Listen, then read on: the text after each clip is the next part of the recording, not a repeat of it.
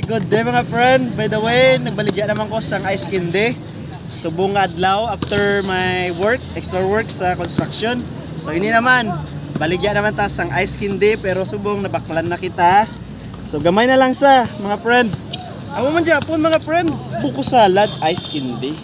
Kanamiton, simple lang gid nimo lutuon.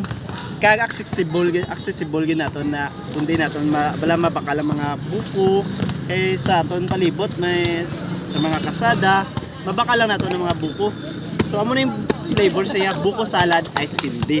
So manamit kini mga friend. So bakal na kamo mga friend. Mga friend, by the way, duwa na lang gid ka bilog na bilin.